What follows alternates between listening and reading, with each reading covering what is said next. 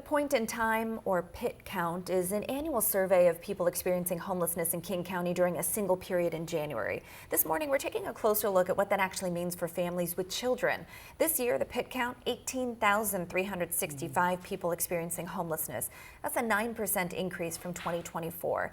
Right now, we want to welcome Dominique Alex, the CEO of Mary's Place. Thank you so much for being here. Thank you for having me. Well, for folks who are unfamiliar with Mary's Place, when did it launch and what is its core mission?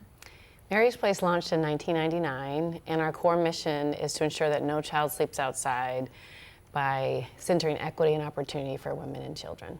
Now, we just mentioned the PIT in time count, or the point in time count, the PIT count. Tell us more about that and its relation to families impacted locally. Yeah, I want to take a little step back. One of the things that Mary's Place does is that we have a three-pronged approach to really address the family homelessness crisis. And so that looks like family shelter. We have an outreach team that meets families in their cars, their tents, provides them resources and move into a housing solution.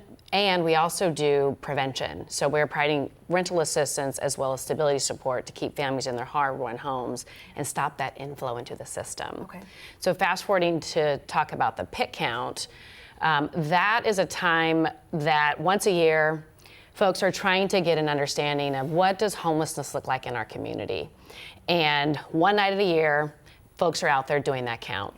And this year, what we saw was that increase. And for families, we didn't see an overall huge increase overall, but what we did see was an increase in unsheltered homelessness. So we know that there are children and families sleeping outside every day.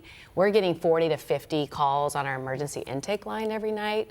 And families need a space to stay today, but only one or two of those families are able to come in because there's just not enough shelter capacity in our county. And speaking of that, you do have a new Berrien campus with Mercy Housing Northwest. What will this shelter provide and when is it going to open? Well, we're really excited about this project. We started our redevelopment about a year ago, and we will be building a 200-bed shelter that will be co-located with Mercy Housing Northwest, 90 units of affordable housing. Wow. So there will be 2, 3, and 4 bedrooms, so family-size units that are affordable. So our vision and our big dream was always that families who were having a crisis in their life would be able to come into shelter, but also have an opportunity to dream and have a tangible solution to going into a stable housing solution.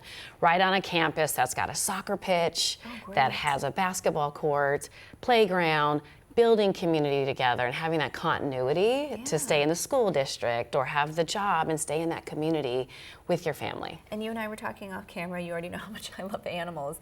Pets can stay with families in this scenario? Yes, so one of the things that we always have really prided ourselves in is that when families come in to Mary's Place, we want to keep families whole. And so that looks like sometimes multi-generational families. We have a lot of single parents, so 54% of whom we serve are single parents, but we also know that pets are a huge part of the family, and so we never want to separate folks. We're trying to keep people together in their family unit because we know that's where they feel safe and that they can transition better together into their housing solution.